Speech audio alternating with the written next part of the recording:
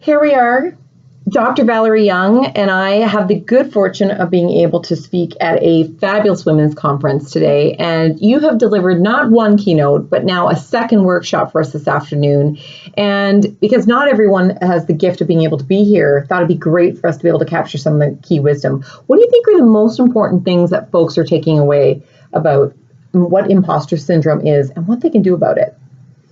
I think the big thing, Sarah, is people who feel like imposters don't even know there's a name for the feeling or that other people feel that way. So just that sense of, I'm not crazy. There's actually a name. I mean, for a lot of people, that is like the biggest takeaway, to normalize the feelings. Right. And when I noticed as folks were normalizing the feelings, they were actually able to start confronting some of their imposter thoughts that they had.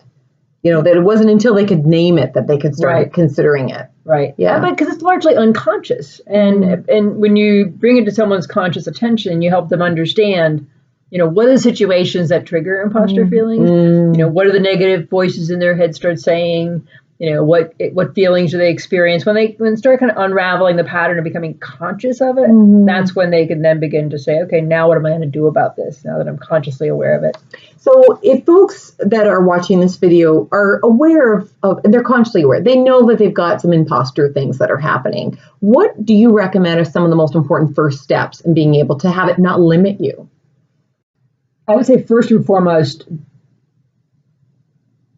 don't make the goal to not feel like an imposter again. Because the number one thing to do is kind of normalize the feelings. So to recognize I'm having an imposter moment, and then to have kind of the insight and the tools to be able to talk yourself down faster. Because what happens is people think the fact that I even struggle with confidence kind of proves I must be an imposter. Right. They think everyone else is confident 100% of the time, and they're really not. No. I mean, you said from the stage, and I'm speaking tomorrow, we're not confident 100% of the time. And yet oftentimes people assume that we are too. Right, exactly. I mean, you look at other people and it seems easy for them. And they don't realize when people have been doing something for a long time, it's their job to make it look easy. Right. I got selected to do this 6-minute TED Talk on something I have talked about literally thousands of times. I've talked to over 80,000 people on this topic. I spent hundreds of hours to both write and then practice that 6-minute talk. Because again, your job is to make it look easy. Yeah, effortless. Like you just rolled out of bed and you just came up with the 6 minutes of brilliance. Right, and then you compare yourself to people and you look, oh, I could never do that. Well, people worked hard to get wherever they are in their craft. I really resonate with what you're saying around to have a moment. And I think you'd finished off with a really great, thing to plant in all of us is that it's not that we're trying to get to that point of not having those moments. It's that we don't want to have an imposter life, that we don't want to walk around our entire life feeling like we're total shams and that we don't know, and somebody's going to find us out. Right. I love that. Yeah. I mean, I want people, when you walk into a new job, or a new situation, or something you've just never done before, and it's really a leap for you, we need to recognize there's going to be a learning curve, right? So I want people to step back and go, well, of course I feel crazy right now. Of course I feel overwhelmed. Of course I'm struggling with confidence. This is all new to me. So, but we expect ourselves to just kind of hit the ground running, pick it up very quickly, master it, and move on. And that's just not how it works. Right. Give yourself permission to be in a learning curve. One of the things I so appreciated about what you shared is that you didn't hit on something that's my pet peeve, which is we generationalize it. That it's the millennials or it's the way the boomers were. This is just human beings. It's human nature to want to master something, and that if it seems effortless to other people, we compare ourselves. So, thank you for that, because I think it's a lot easier for us to relate to our kids and all the other folks that we are working with when we see that we all have this common denominator. It's absolutely not generational. And it's also not, it's worldwide. It's international, it's cross-cultural. I mean, my book is in 5 languages. I get emails from people, in Iran and, in China, and they're writing their thesis on it and they're struggling with it. So it's just very common. It really is just kind of a human condition. And when you talked about failure too, this is something that I know I speak a lot about with my coaching clients and in virtual programs that I have, the importance of failing.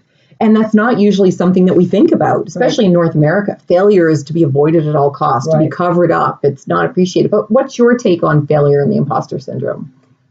It's all about failure. You know, I mean, life is all about falling down, getting up, setbacks, you know, things not going perfectly, and then learning from it.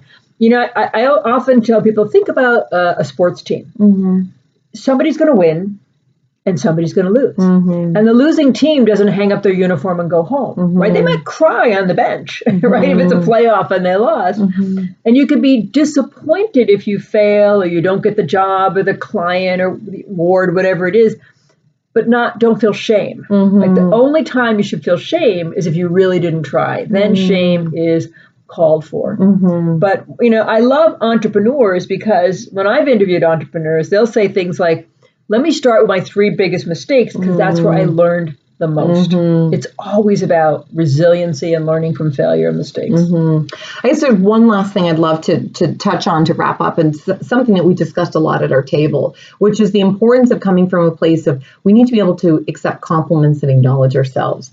That so often I joke in my programs, because I'm a recognition person, is that we seem to feel like we need to put up those, you know, Wonder Woman who has the shield, right? We need to bounce it off as fast as it comes at us. And yet it just really opens the door to not having imposter moments, but imposter life.